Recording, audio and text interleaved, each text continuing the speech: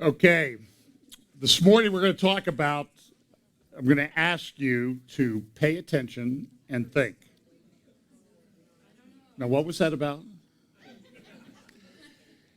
No, I think that if you watched what went on this week, it seems that each week things get a little bit more confusing as we watch this convergence of events and living in a very disrupted world. The new Foreign Policy magazine came out this week, and the title is, "Can Anyone Save the Planet?" And the answer, there's a simple answer to that question, is yes. Jesus Christ, when he returns, will save the planet. So I want to start off today with a couple passages of Scripture to kind of put things in context as to why I think this is the time of the end. Now, how long this lasts, I have no idea. I'm now 65 years old. I've been watching this for decades now. So it hasn't happened. And statistically, the odds are right now, it seems that I'm going to leave this life other than in a rapture, unless it happens soon. But I don't know when this is going to happen. But it's interesting that Scripture gives us patterns as to how things are going to happen and unfold. And so we can look at what happened in the past as a sort of picture, a framework for how things might happen in the future. Now, I've talked about this in some of my talks. I do a talk on Ezekiel chapter 23, and I also incorporate some illustrations from Ezekiel chapter 8 and chapter 9, that what was going on in Judah just before the final Babylonian captivity was a picture of the way the church would go in the end times. And I think it's pretty clear. I mean, when you look through Ezekiel chapter 8 and compare it to the things that we see going on in Christianity today, I think you see a clear pattern that what happened then is going to happen now, or is going to happen at the end. And I happen to think that we are now at the end. So Daniel was a student of the Word of God. And in Daniel chapter 9, and we know the famous passage in Daniel chapter 9, verses 24 through 27, where it talks about the prophecy of the 70th week. But the first part of Daniel is very interesting, because here was Daniel. He had been carried away in the first Babylonian wave of people being taken away, about 606, 605 BC. The final Babylonian captivity and the destruction of Jerusalem came in 586 BC. So Daniel is in Babylon. And one of the things that he is doing, and of course we know the story about how Daniel rose to pretty significant prominence in the government of the Babylonian Empire. He was reading the scroll of the prophet Isaiah, and he saw something. And here's what it says. In the first year of Darius, the son of Ahasuerus, of the seed of the Medes, which was made king over the realm of the Chaldeans, in the first year of his reign, I, Daniel, understood by the books the number of the years, whereof the word of the Lord came to Jeremiah the prophet, that he would accomplish 70 years in the desolations of Jerusalem.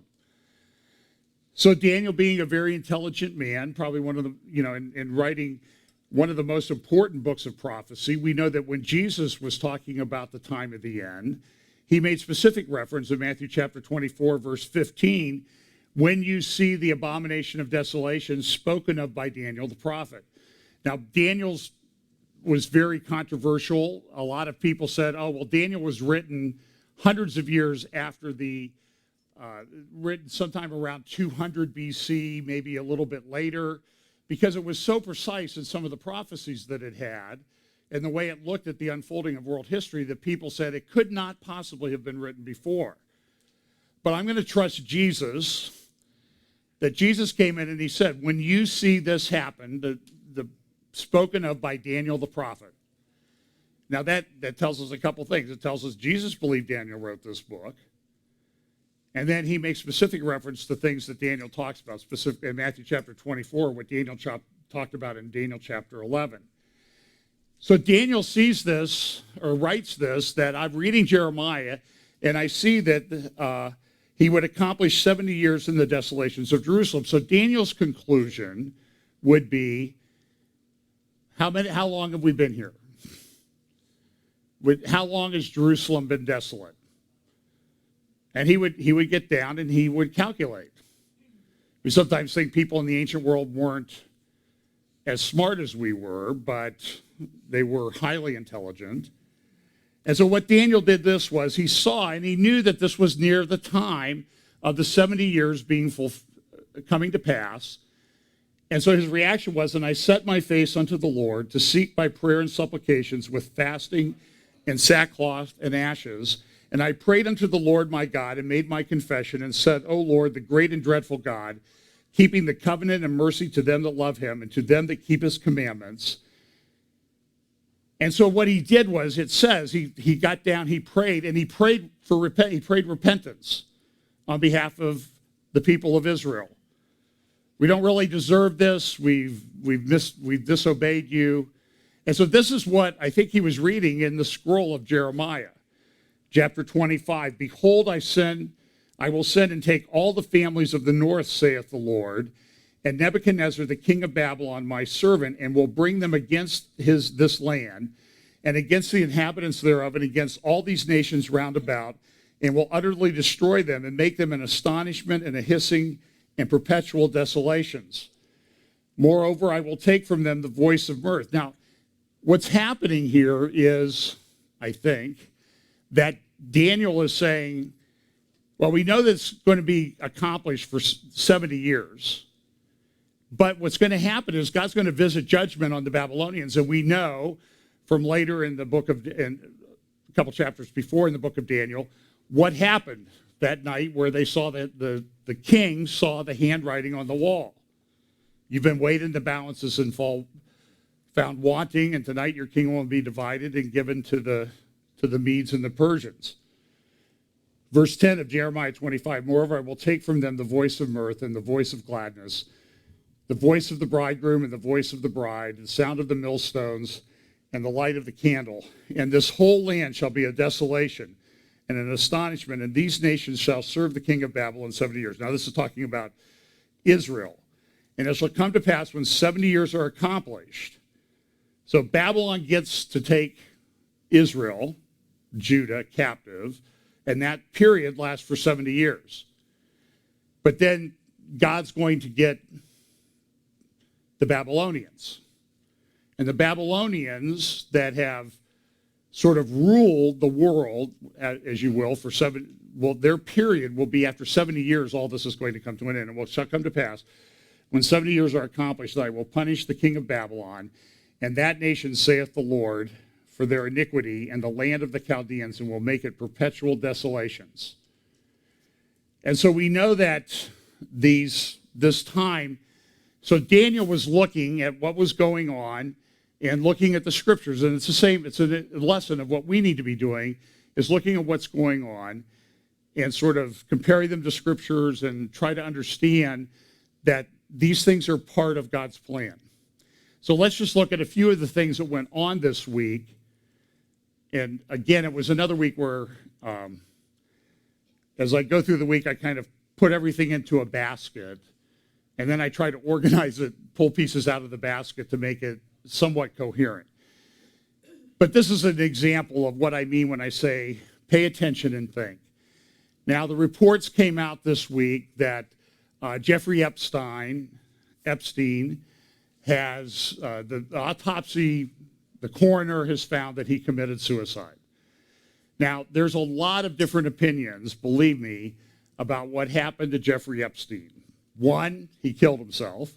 Two, somebody killed him.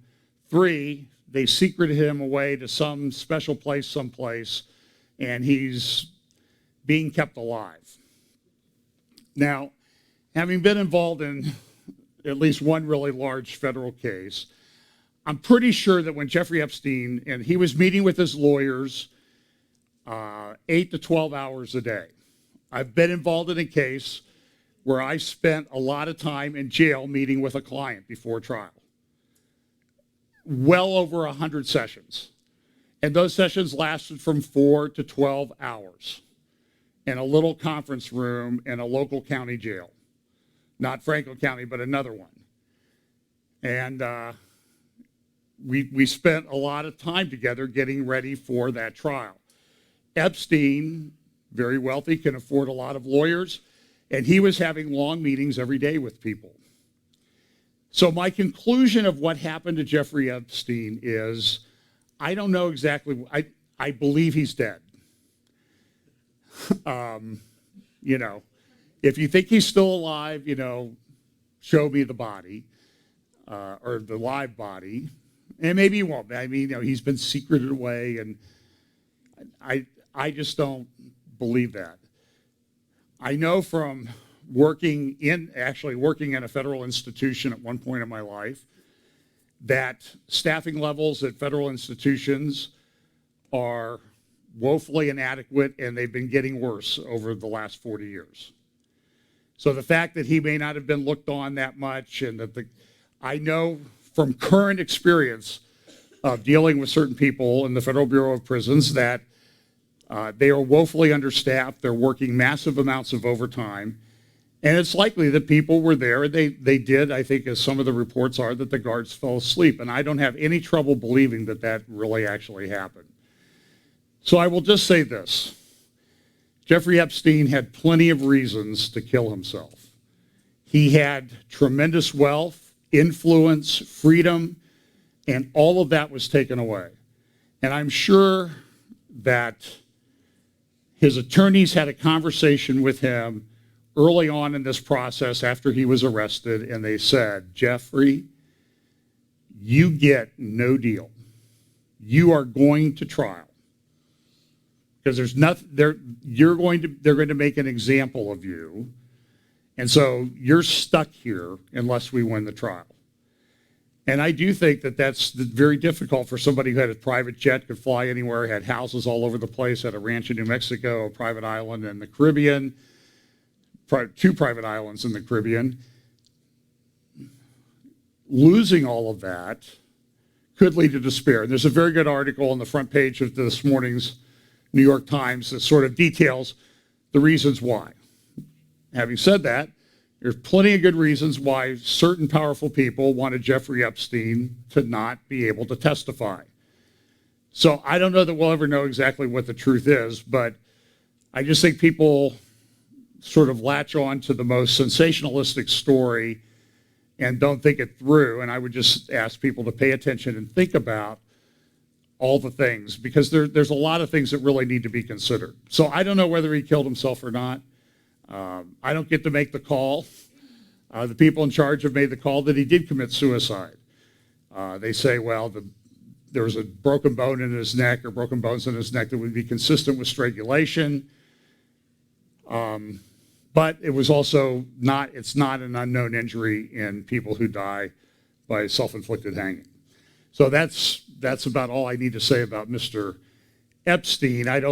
By no means is this over, I don't think. I think the investigation will continue. Whether anybody goes to trial or not, I have no idea.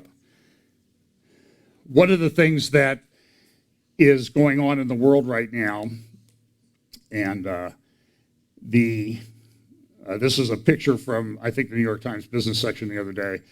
The yield curve is inverted, putting Wall Street on edge. There are 9 or 10 countries around the world that are in the depths of a recession.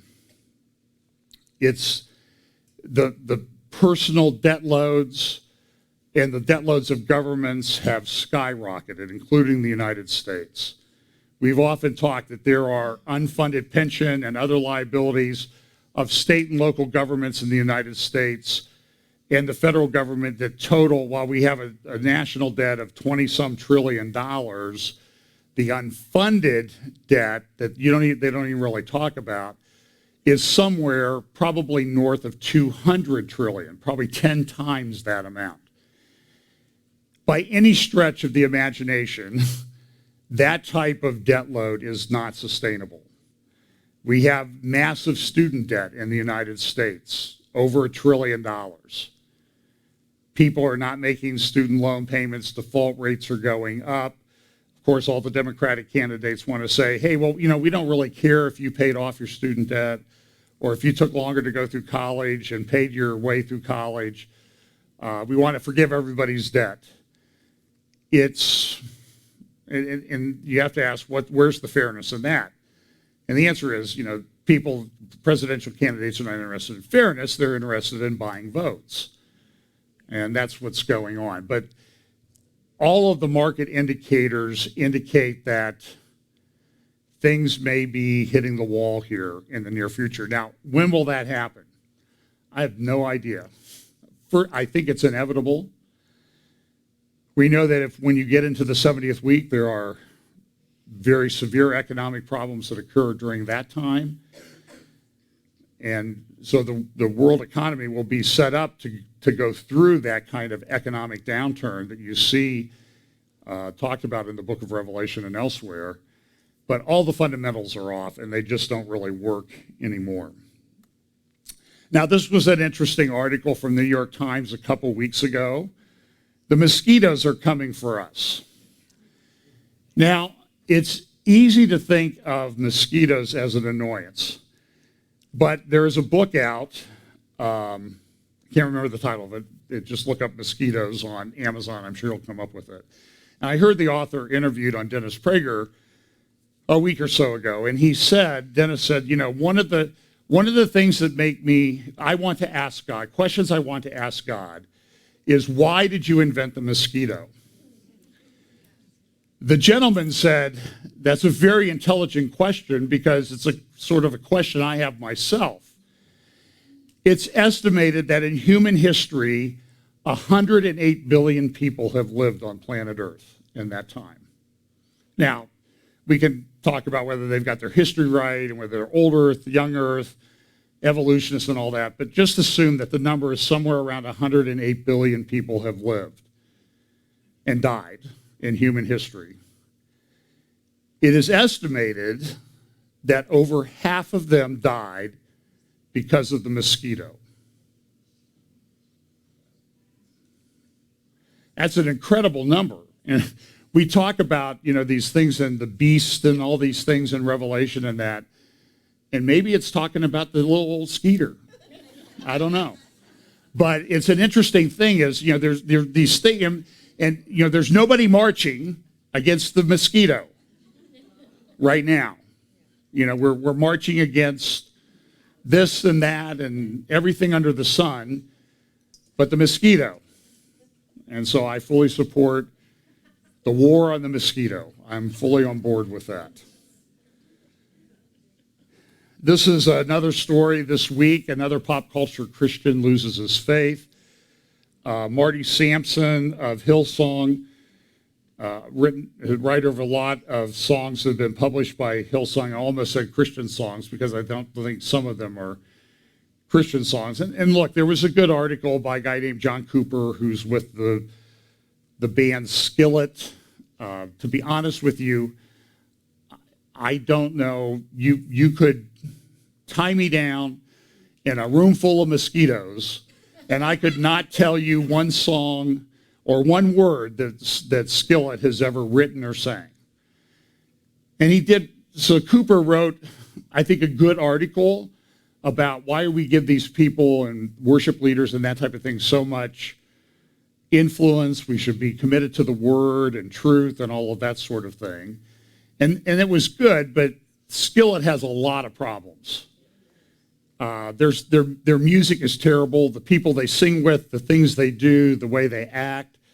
So take whatever Mr. Cooper said with a grain of salt, I guess is the best way to say that, and look at it in that way.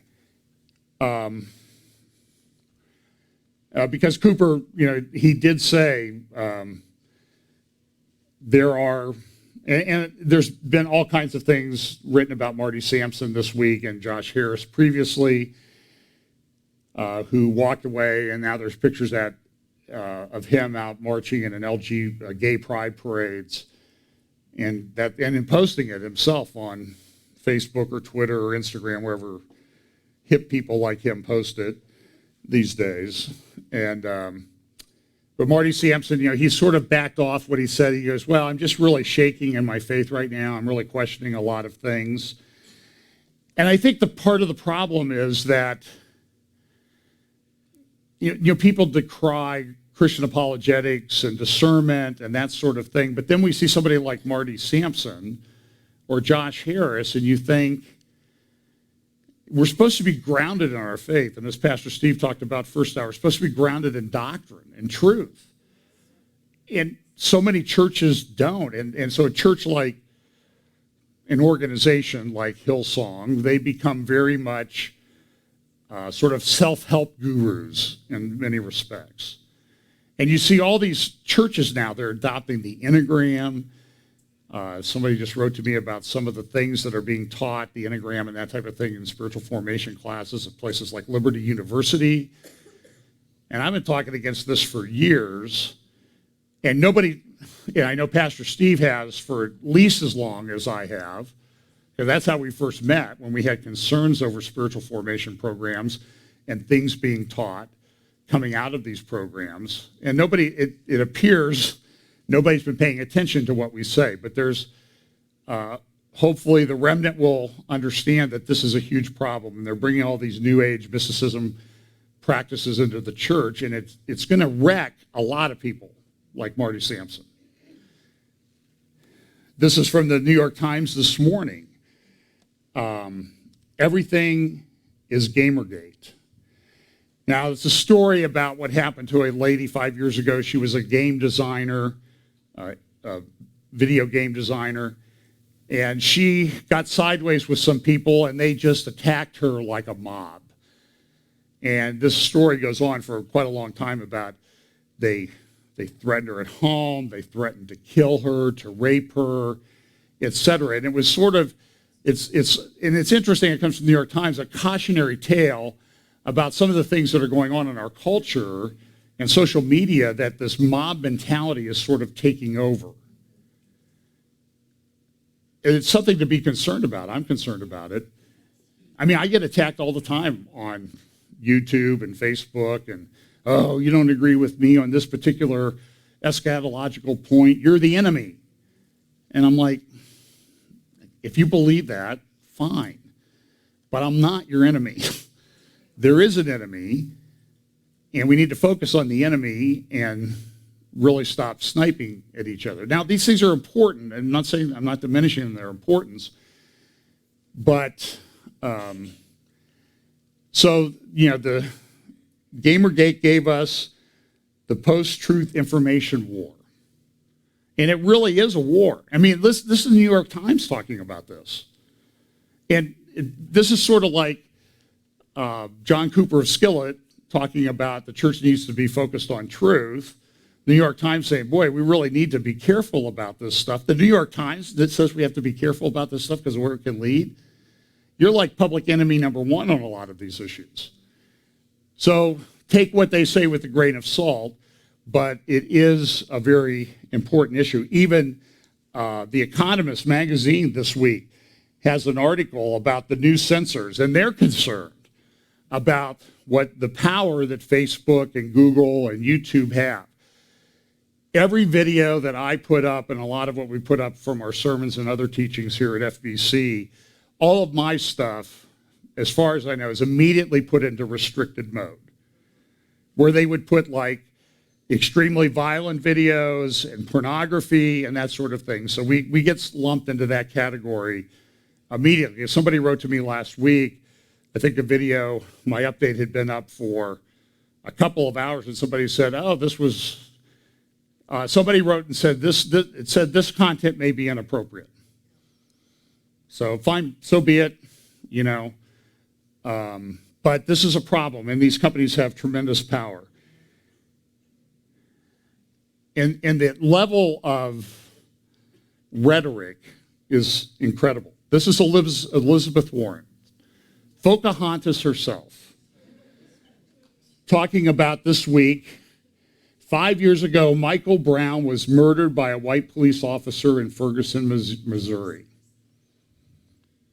Michael was unarmed, yet he was shot 6 times. At the risk of this being judged inappropriate, can I just say something? This lady is a massive fool. This is not true. In fact, Kamala Harris, a former prosecutor, said, Michael Brown's murder forever changed Ferguson in America. Now listen, the Obama Justice Department under Eric Holder and grand juries looked at the Michael Brown situation, and they all concluded that the policeman had not acted inappropriately or illegally. But you have presidential candidates calling something murder that was not murder. And then they would have turned around and accused the other side of fomenting racial hatred. They lie. Truth is not a left-wing value. It should be patently obvious to everyone. And I'll cite Dennis Prager again because I listened to him. They lie with the ease with which you breathe. And it's true. Brett Hume, a former Fox News person and ABC, said, I don't know which is worse, that she still believes this or that she knows it's false and says it anyway. And why is the officer's race an issue? Not even the Obama Justice Department concluded that it was a murder. And then he cites the place where you can go and find what actually happened, not the fantasy world that Senator Pocahontas occupies.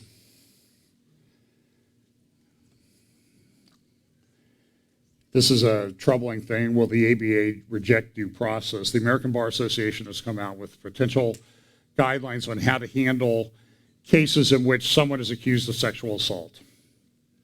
Now, I'm against sexual assault. I think people who actually engage in it should be punished. But I have seen rogue prosecutors. I knew people who represented some of the Duke lacrosse team.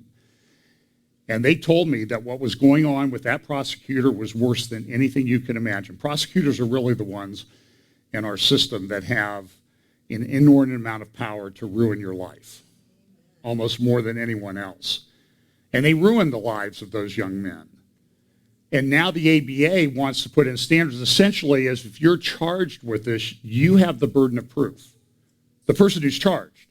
It completely flips upside down what's going on in what happens in the justice system. Also what happened this week is that some U.S. senators have filed an enemy of the court brief. This is what the Wall Street Journal referred to it as.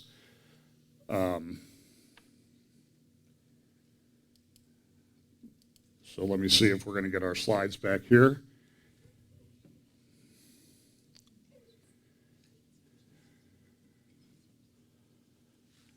Do I need to exit out? Okay. Oh, here we go. They filed a enemy of the court brief. And in this enemy of the court brief, as this Wall Street Journal talked about it, it relates to a New York case over the Second Amendment. So 5 senators filed this brief. Sheldon Whitehouse, Mazie Hirono, Richard Blumenthal, Dick Durbin, and Kristen Gillibrand. Amicus curiae brief. It's called a friend of the court, but it's really an enemy of the Constitution brief is what it is. Because in it they say that the court's deciding the Second Amendment. And frankly, this is something that's really unprecedented in American history from everybody, all the court analysts that I've read. No senators have ever done this in the history of the United States. And in it they just say that their conclusion is this: the Supreme Court is not well, and the people know it. Perhaps the court can heal itself before the public demands it be restructured in order to reduce the influence of politics. Particularly on the urgent issue of gun control, a nation desperately needs to heal. Now this, I think, the Republicans are smart. They'll make this image part of campaign ads and all sorts of things to let people know that they want to pack the court. This is exactly what they're saying, is we're going to completely restructure the Supreme Court if we don't get the result that we like. And you, Supreme Court, we may be in charge here pretty soon, and you need to do what we want now. Before we get in power, we're going to be making your life miserable and reducing your influence. So that's, I constantly come up with these things, and I say all the time, this has never happened before. This is unprecedented. Out in the Midwest this week in Colorado, and I think one other state, they had these massive hailstones falling. Now, Revelation says this is going to happen in the end times. And the hailstones were so big that if they hit you, they could kill you if it hit you in the head. And everybody always says, well, this has never happened before. And we see this happening all the time. All of these volcanoes are sort of erupting at the same time. This has never happened before. It's unprecedented. And this, I think, is going to be the way that it is. I mentioned the demographics in China and the fact that China is approaching 100 million men with no viable marriage partner. And so here's an article, this is in today's New York Times, about the trafficking of brides where women are being kidnapped and sold to become brides in China. And the story that the subject of the article relates is just, it's horrifying. They put her in a room, no internet, no phone. She was able to, this lady was able to get her husband's phone when he was drunk, figure out how to get in it, and started taking pictures with the geo-tracking. So she didn't even know where in China she was. She had been taken. And she was finally able to get away, but this is, it's horrible what these people are going through. And in the province where this happened, they say that there are 142 males for every 100 females of marriageable age. Those numbers don't work long term. That's very disruptive to a culture. Now, I don't know if that type of demographic concern has anything to do with the protests that we've been seeing going on in Hong Kong over the past couple of weeks, 30 days, I guess now. They shut down the airport. Even The Economist had a front page thing about how does this end? And there were images on the internet about all of these potential, the People's Army moving into Shenzhen, the neighboring province, and setting up shop, thousands of soldiers and tanks and heavy equipment and artillery and troops in a soccer stadium near the border with Hong Kong. Now, it seems that it's calmed down a little bit, but I'm going to give the people from Hong Kong a little bit of credit that they understand what China really is. At its core, it's communist, it's evil, and they don't want to be part of that. And what was happening is there was an extradition treaty being proposed, and that extradition treaty was going to result in them being able to be extradited and tried in China, and they don't want any part of that.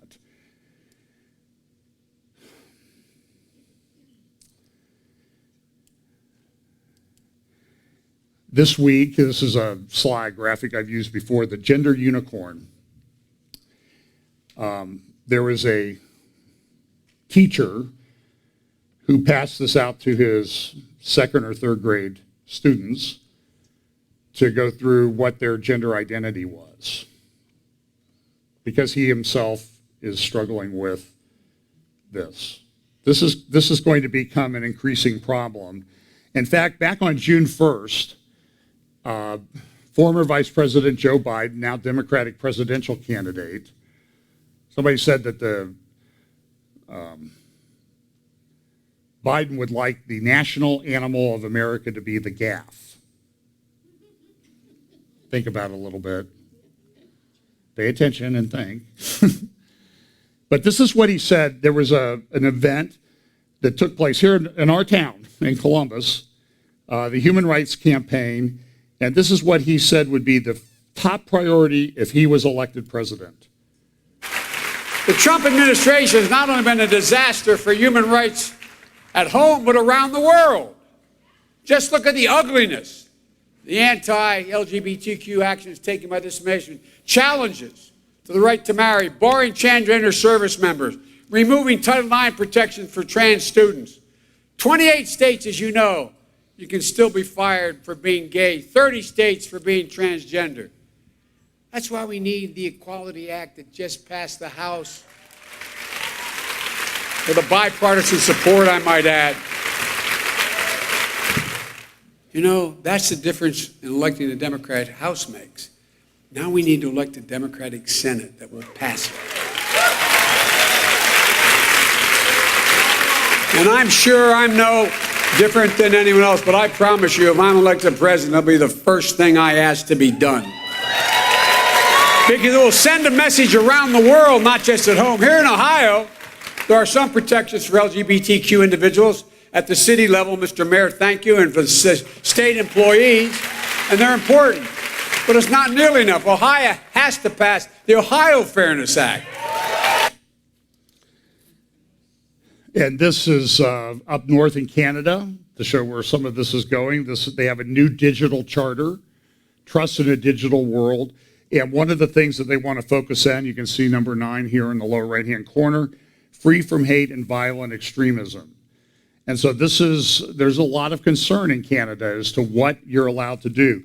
There are provisions in the current Canadian criminal code that says, like section 319, subparagraph 1, everyone who by communicating statements in any public place incites hatred against any identifiable group where such incitement is likely to lead to a breach of peace is guilty of an indictable offense and is liable to imprisonment for a term not exceeding 2 years. And that's concerning. Now, there is a defense. It says here, no person shall be convicted under defense under subsection 2 if he established that the statements communicated were true. But we live in a world where even the New York Times article this morning said we live in a post-truth world in social media. People don't really care about the truth. So you can say in a statute that truth is a defense, but if you live in a world where truth is not really valued, then it's problematic. If in good faith the person expressed or attempted to establish by an argument an opinion on a religious subject or an opinion based on a belief in a religious text.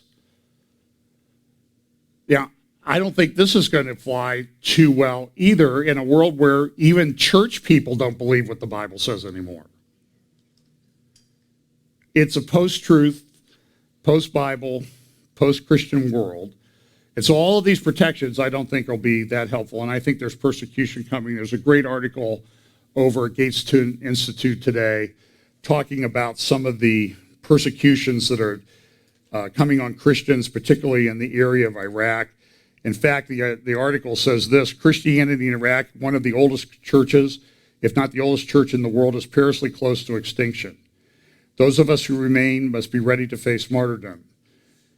Warder went on to accuse Britain's leaders of political correctness over the issue for fear of being accused of Islamophobia. Will you continue to condone this never-ending organized persecution against us? Warder asked. When the next wave of violence begins to hit us, will anyone on your campuses hold demonstrations and carry signs that say we are all Christians? And of course, you know that's a rhetorical question to which the answer is obvious, and the answer is no. The Gatestone article continues. These Christians seem to have gained space on our television screens and newspapers only at the cost of their blood, their disappearance, their suffering.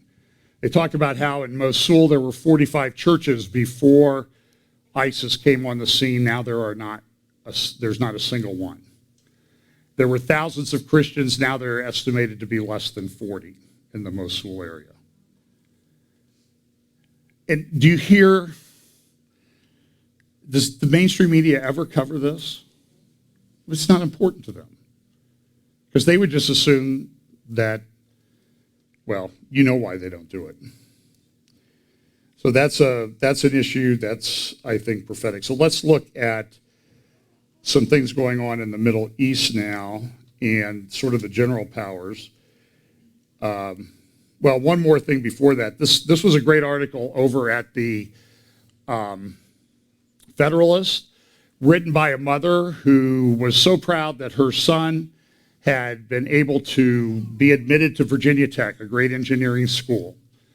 So she went to orientation. She said the orientation probably would best be termed indoctrination as to what they did. And each student was given a name tag, a badge identifier that had their selected pronoun as to how they wanted to be identified. So this was, I think, her son's tag, and it said he, him, his, himself. If someone wanted to be, they would say ze, they, zim, zimself, or zit, or he, they, them, themselves. If a student was gender questioning. And she said a lot of the sessions for the students, she said a lot of the parents were very upset. And I'm like, if you're that upset, you know what you can do. Take the kid home with you. He's probably better off in a community college someplace, because it's an indoctrination thing that's going on. The situation in India and up in Kashmir between India and Pakistan continues to heat up. Their nuclear powers. There's a lot of questions as to what's being done. I think foreign policy pretty much hit the nail on the head in their analysis of what's going on, and that's that Modi is trying to change the demographic character of Kashmir. And the people of Kashmir that are not Indian or not Hindu, they're cut off from the internet and that type of thing, and they're really living in pretty precarious and difficult circumstances right now. So that's something to pay attention to. Now, there was this accident in Russia. Russia had a missile explode. They had a couple accidents recently. They had up in Siberia, they had an arms depot blow up. And then they had this missile, and there was a lot of the radiation spiked. It was even detected as far away as Norway, across the Arctic Circle. And it's always difficult to get information out, but if you go back to March 1st of 2018, this is Vladimir Putin giving his annual address to a bunch of people in the Kremlin, and he has this, they played this video of some of the rockets and some of the arms that they were developing. And one was this one missile. This missile is nuclear-powered missile. Now, there's a lot of question in American intelligence circles as to exactly how this thing works, but there's some belief that the nuclear reactor that's on the missile, the miniature nuclear reactor, will somehow heat up rocket fuel, a solid fuel that will propel it around the world. Putin at this speech touted the fact that this was a missile of unlimited range. It could fly for a long time because of its nuclear power. And a lot of people said this is really stupid because if it blows up, there's a nuclear accident. They also, at the same speech, revealed another missile that is capable. It's a hypersonic missile. It flies through the atmosphere. You'll see some of the video graphics that they've developed about how it's able to avoid radar detection, missile defense systems that are set up around the world. It's able to sort of snake its way around the world. And it's interesting, at the end, you see how it avoids the anti-missile systems and the radar and the satellites. It's supposed to be a very intelligent, smart thing. And it's kind of frightening because there's something wrong. But at the end, when this thing sort of drops its 5 or 6 nuclear bombs, the graphics showed they were headed to Central Florida. So I don't know. There must be some anti-Disney World animus in the Russian government. But it got a lot of applause in Russia. So this radiation leak, I think 6 people were killed. They evacuated a lot of places around the city where it happened. So don't know exactly what happened, but this is why people say it's stupid to have a missile with a nuclear reactor. Because even during testing, it can blow up and cause a lot of problems, and it is causing a lot of problems. I don't know if it's on the order of Chernobyl or anything like that, but it's not, you don't want nuclear reactors blowing up over your own cities. That's sort of one of the principles of good self-governance in the 21st century. Okay, so here's one of the big stories of the week. Ilhan Omar and Congresswoman Tlaib wanted to go to Israel, right? And they were denied entry by the Israeli government. President Trump was very happy about that. Said it's good news, for Congresswoman Tlaib's family because they don't have to see her. Not exactly what you would call the most gracious way to handle it.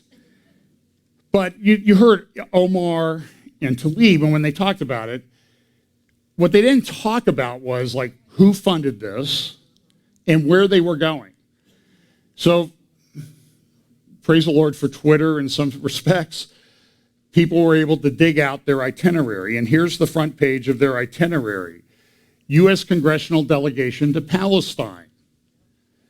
There is no country called Palestine. But in Congresswoman Tlaib and Ilhan Omar's mind, there is a country called Palestine. And if you look, all of the places they were going were in, they were areas outside the internationally recognized borders of Israel. They were in Judea, Samaria, what people call the West Bank, East Jerusalem, and that sort of thing. Here's their itinerary. They were going to go to Hebron. They were going to go, they were meeting with this left-wing group and that left-wing group and this this BDS group, boycott, the divestment and sanction. So they were meeting with all these different groups, and the Israeli government said, we're not going to allow this. We just don't want this to happen. The name of the MIFTA, M-I-F-T-A, the Palestinian Initiative for the Promotion of Global Dialogue and Democracy. Now, what do you think that group is about? It's a pro-Palestinian, anti-Israel group. In fact, 6 years ago, when President Obama had a Passover Seder celebration at the White House, they put up on their blog, on the MIFTA blog, this statement. Does Obama know, in fact, the relationship, for example, between Passover and Christian blood, or Passover and Jewish blood rituals? Much of the chatter and gossip about historic Jewish blood rituals in Europe are real and not fake as they claim. The Jews used the blood of Christians in the Jewish Passover. Now, they took that down, they apologized for it, but initially they defended this. So this is the organization, and the person who said this was, I think he was reprimanded, not fired, and it was like, only post that in the Arabic part of the website in the future, not in the English part. Now, this is a problem. I talked about this a little while ago. Impact-SE has done some great work in reports recently on the stuff in Palestinian textbooks. And this is these are the people that Tlaib and Omar wanted to meet with when they went to Israel. They didn't want to meet with Messianic Jews or Jews, conservative Jews or anything like that, religious Jews. They wanted to meet with left-wing activists that support BDS and other things, which Israel's a sovereign nation. They're entitled to say, we don't want people to come here to promote that. We have a thing called border control. And if you've ever been to Israel, there is a very strict border control. The interesting thing is, though, in the times I've been there, it takes a lot longer to get out of the country than it does to get in because of the security questions that you go through.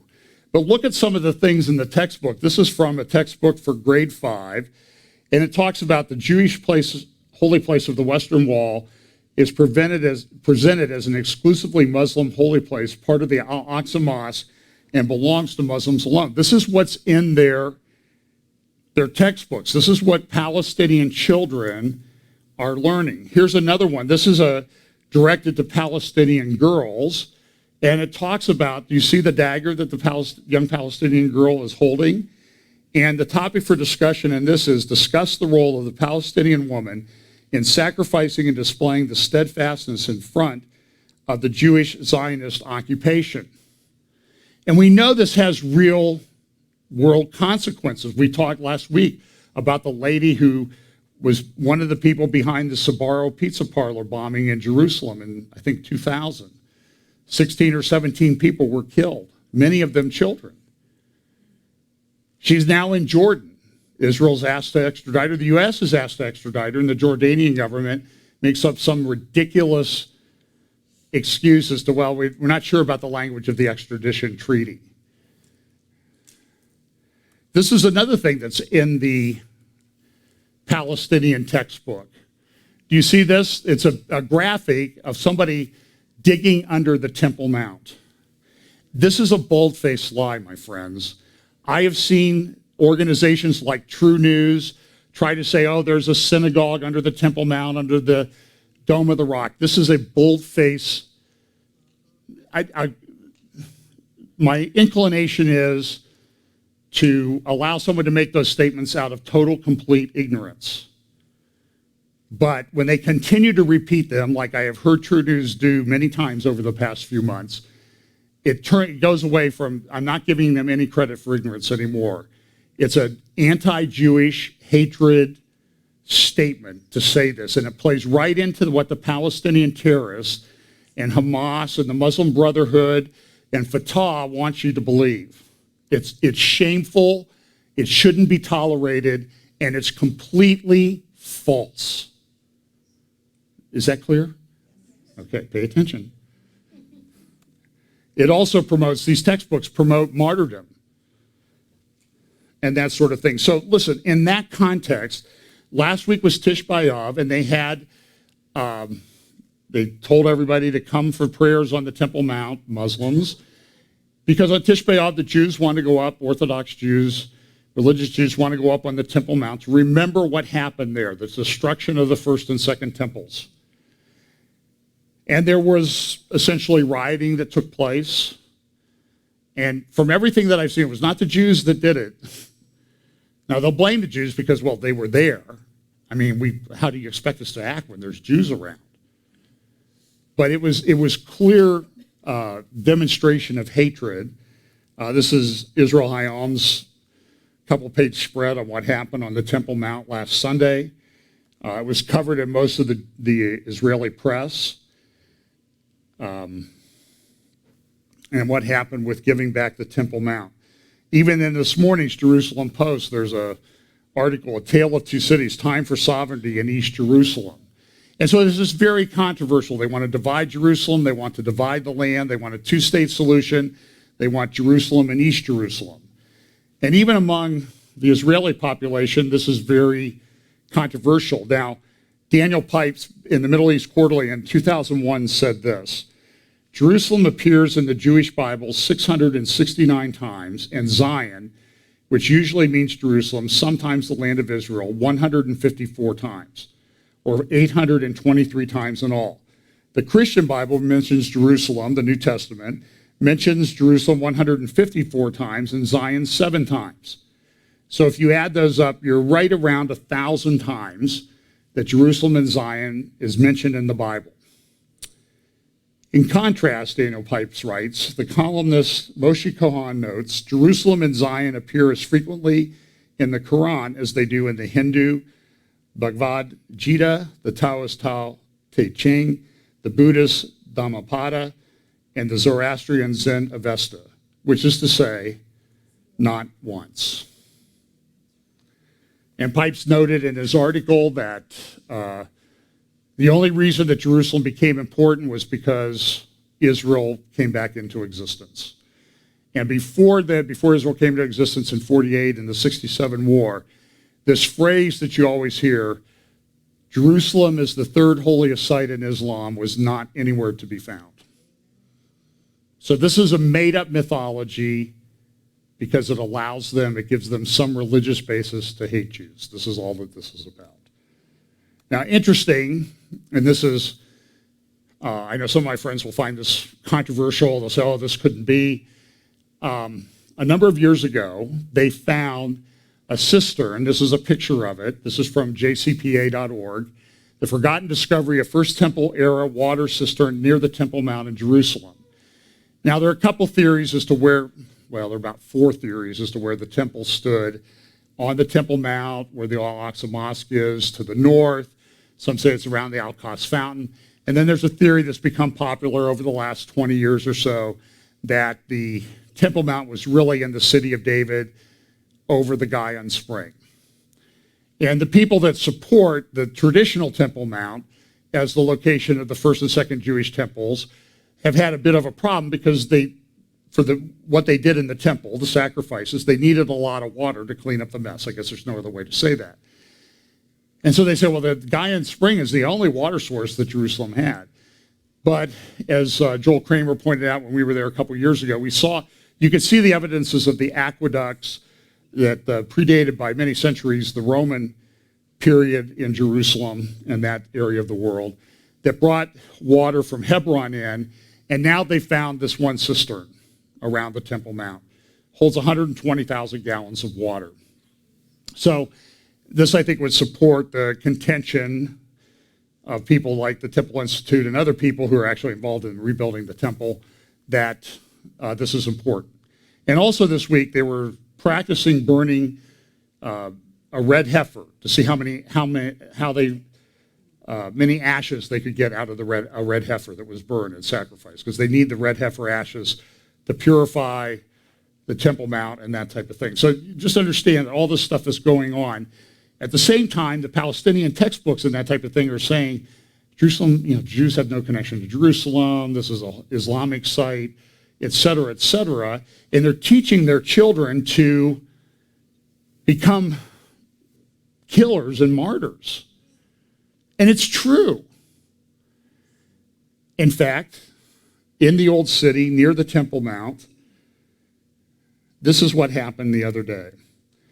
You'll see 2 young men come in. Look, these are children. And what do? They start stabbing. Well, one was killed, and the other was, the term they use is neutralized. The terrorists were neutralized. I believe one is still in the hospital, one was killed. At Gush Etzion, down on the road on the way to Hebron, there was a car ramming attack of 2 Jewish teenagers. I think they were 17 and 19, critically injured, and they killed the terrorist in the car ramming attack. And all the Arab press, I looked through all these headlines and stories, and all the stories said, well, there was sort of a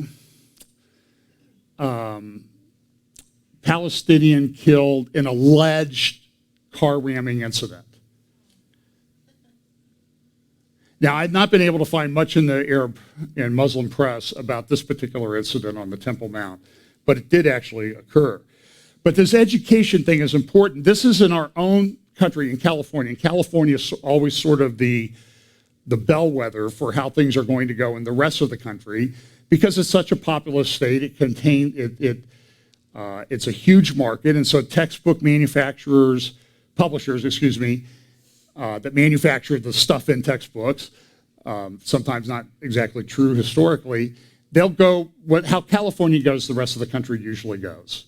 And so in California right now, there's a big controversy about these. They have lesson plans, and you can download them on the website and read them, and to see how they're going to do ethnic studies in California.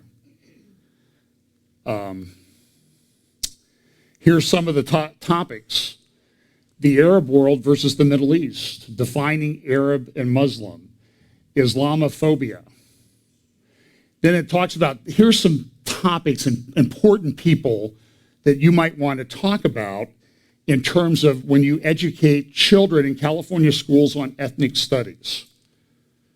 Linda Sarsour, Rashida Harbi Talib, Ilhan Abdullahi Omar.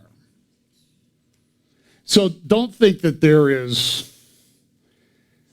that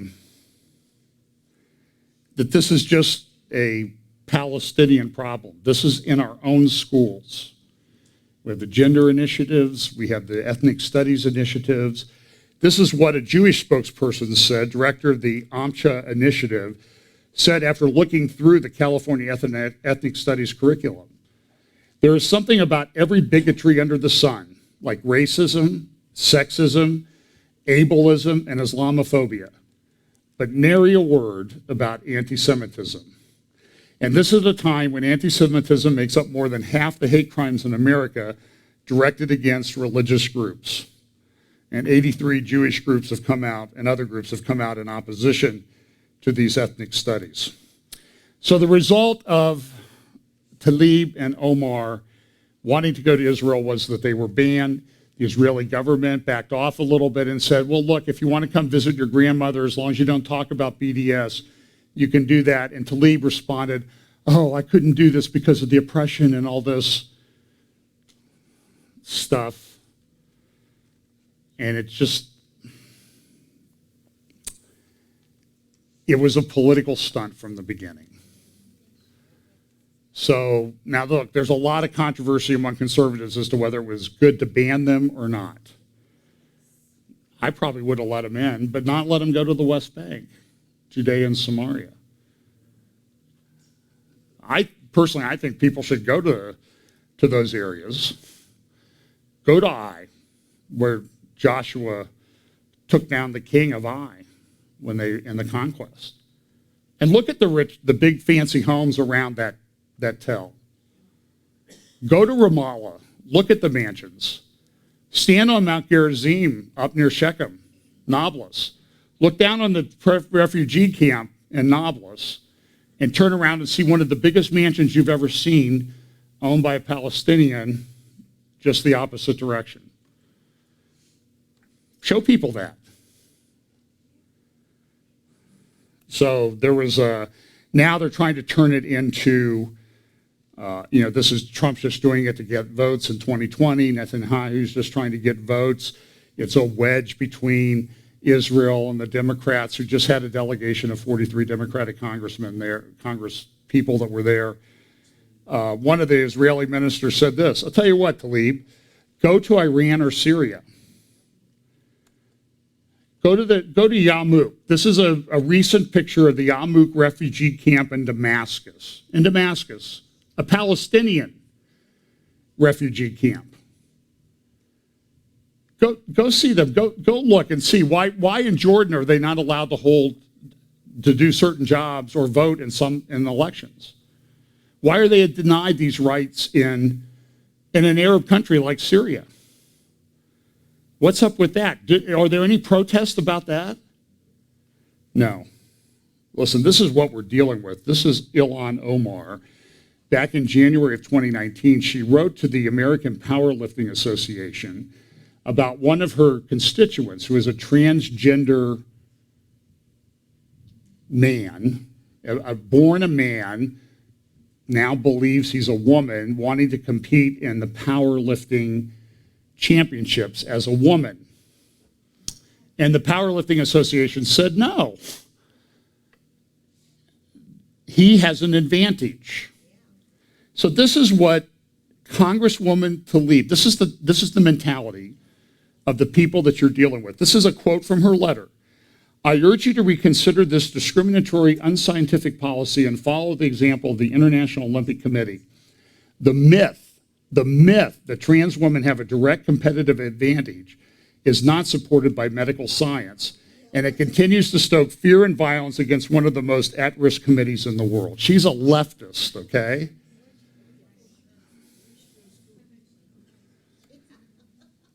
And this is from a textbook. This is what I'm sure Talib learned growing up about the right of return. So this is a problem. So let's look at some other things that are going on in Israel. They had some rockets launched in Israel over the last couple of days. Not that many. Iron Dome took out some of them, about half of them in one case. An Iron Dome it doesn't shoot down every rocket because it's expensive to shoot these things down. And so what they do is there's like almost an instantaneous calculation when a rocket is launched as to where it's going to land. And if it's going to land in an uninhabited area, they don't waste a missile shooting it down. They're not, they're frugal in the way they use their Iron Dome missiles. But there was a lot of reports this week about potential war in the Middle East. This article in the Jerusalem Post, it was either today or Friday. A large-scale ground offensive against Hamas is inevitable. And Dr. Martin Sherman, you can look him up on some of the Israeli Channel 7 or ILTV, and he said, and he also writes at JCPA and Aretz Shiva and other places, and he says we're to the point where we're going to have to decide, do we want Jews in southern Israel or Palestinians in Gaza? And I think it's a legitimate question because people don't want to live with the potential of these rocket attacks. I mean, if you have the Red Alert app, I have it on my phone. I'm sitting there Friday afternoon, all of a sudden, my Red Alert app starts going off. Yesterday morning it was going off, or yesterday afternoon it was going off again. So these are things. This is Iran's aggression and the Shiite apocalypse. There were a number of articles about this week about how Iran is seeding itself throughout Syria. In fact, General Soleimani gave a speech recently in northwest Iran, and in this speech he said essentially, look, we have armed now whether you believe it or not, he says we have armed Hezbollah to the point where we think that Hezbollah can take out Israel all on its own. Now, I know that they want to say, oh, that's not going to happen. That's not true. We want to think that we have, I think this is from a Saudi Arabian newspaper, Arab News Today. Iran is all bottled up, right? This is a great graphic, I thought, about, this is an Iranian boat circling one of the tankers that was seized in the Persian Gulf recently. And it looks kind of like a question mark, like what's going to happen with this thing? Now they're saying that it's going to be released. There was this ship, the Grace 1, that was seized in Gibraltar. The Gibraltar court said it should be let go. The United States has filed some things today and said, no, it shouldn't be let go. This violates certain things. So there's court litigation over this going right now. And I'm a lawyer. I'm all for massive litigation. I think it's great. But there's a big fight going on about whether this ship's going to be released from Gibraltar. Here's another one. This is a Rouhani said that Washington's presence in the Middle East is aimed at sowing seeds of discord among regional countries, and added that the Persian Gulf countries can maintain the region's security if they stand united. Rouhani said Middle East security can be guaranteed if foreign forces. He stressed that Israel is the main factor behind terrorism in the Middle East. The Iranian president advised regional countries not to be deceived by the baseless claims of the U.S. and its allies. So this is the rhetoric that goes on all the time. It's the big Satan, it's the little Satan.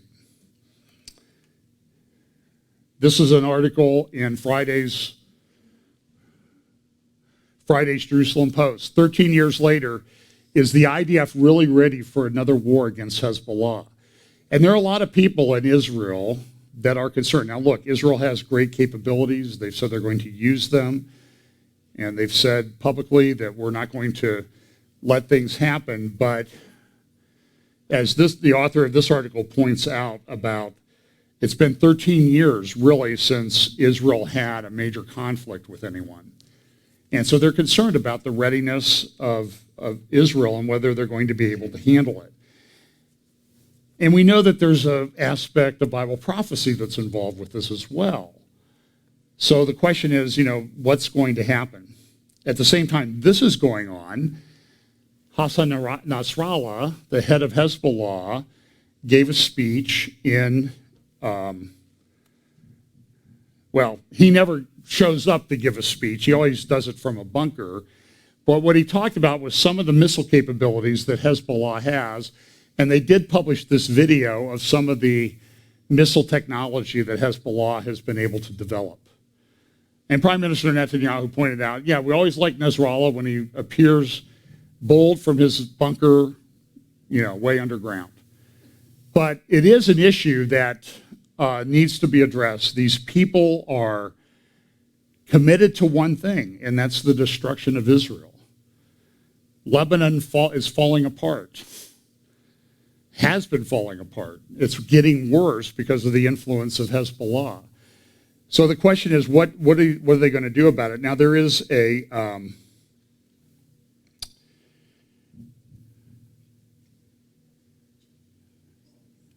well, here's what Nasrallah said in his speech. Today there was a ramming attack. Yesterday, young boys attacked policemen. This was a couple days ago, as you saw on TV with knives. This is an important development. This is the future generation of Palestine and the resistance. Hezbollah leader Nasrallah on Friday praised a string of recent terror attacks in the West Bank carried out by so-called lone wolf assailants, saying that the young perpetrators were the future of the Palestinian resistance against Israel. He was speaking to mark the 13th anniversary of the 2006 Second Lebanon War. This is the mentality that they're dealing with. Now, I don't have time to go into this morning. I would recommend you can go to jcpa.org, jcpa.org. You can find the article about the cistern that they found around the Temple Mount. It was found a number of years ago. But there was also, I think this is an excellent article that talks about the Iranian conquest of Syria. And it says this: the Syrian regime is still fighting for its survival, a situation that demands ongoing military involvement of Iran and Russia in the long process of consolidation. Since the beginning of its intervention in Syria, Iran has seen the conflict as an opportunity to take over the country. Accordingly, Iran threw into the battle its foreign legions, Lebanese Hezbollah, Iraqi, Afghani, and Pakistani formations, together with a corps of Iranian officers belonging to the Al-Quds division under the command of Qasem Soleimani. I played a video of him speaking this week. Iran seeks to create a Shiite belt beginning in Lebanon and stretching across Syria, Iraq, and Yemen to counter the pro-American Arab and Israeli axis led by Saudi Arabia, the Emirates, and Egypt. And so it talks about the missiles that are there. So understand that this is ongoing conflict. Even the Swiss government this week issued a report, let's see if I can find that talked about Iranian influence and how it's very difficult to overcome. That came from Switzerland, the neutral Switzerland. You can look that up, Switzerland Security 2019, Situation Report of the Federal Intelligence Service. So we have conflict everywhere. All of these things, these are all players that I think are clearly identified in the prophetic scriptures, and we need to pay attention to those. Now, these slides got out of order. You can see that Israel escalates a rift with the Democrats. So as soon, everything is anti-Trump. I saw, I don't have the articles, there was a picture this week of Trump said something, and boy, look at how divisive he is and all that sort of thing. And on the other page, right to the left of that article, was Bill de Blasio, a Democratic candidate and the mayor of New York, saying exactly the same thing. And look how wise and intelligent he is. It's insane. And here's what one of the interior ministers said about Tlaib's thing. She said, listen, you can come back when your hate for Israel, or her hate for Israel overcomes her love for her grandmother. So, and again, these things about bipartisan support of Israel is at risk because of Trump and Netanyahu. They're going to destroy the Israel-U.S. relationship. House Democrats have now come out, at least some of them, and said they're going to censure the Israeli ambassador to the U.S., Ron Dermer, who was born in Miami, by the way, and U.S. ambassador to Israel, George Friedman. And again, this is a big topic. Israel's strong embrace of Trump is hammering the Jews. In terms of the alignment of nations in the Middle East, this is another one I think is significant. Russia moves in on Sudan. They've entered into some arrangements to have some military cooperation with the potential of building a Russian base on the Red Sea. And I think that also plays into Bible prophecy. And then here, an article from Jerusalem Post, Putin hijacks Syria's future. It says this, it's quite an extraordinary situation when you think about it. A leading Arab nation is having its future decided by three non-Arab countries. The three states that have seized the fate of Israel into their hands are Russia, Iran, and Turkey. It sounds like an alignment that I've read about elsewhere. It is clear to any outside observer, one Saudi commentator wrote, that these countries lack any legitimacy to speak about peace and security in Syria. In fact, they are part of the problem. Of course he is right, the article says. For years, Russian planes have bombed civilian targets in Syria. Iran's Revolutionary Guards and Iranian-backed militias have fought over large areas and displaced millions of citizens from their homes. And Turkey has invaded northern Syria in its efforts to dislodge the Kurdish Peshmerga forces, which played a vital role in defeating the Islamic State. You can look it up. That's in this morning's Jerusalem Post. So, what do we do? When Daniel was writing, studying the prophetic scripture, studying the scroll of Jeremiah, he saw that the time was near. And his reaction, I think, is a reaction that we should have, is that it's really a call to repentance and to kind of get our act together. It's not that we're not saved, but it's, there is a sanctification process that takes place in our salvation. And so I think we should heed the words of Daniel and follow his example in Daniel chapter 9. So we'll talk more about this in the weeks coming.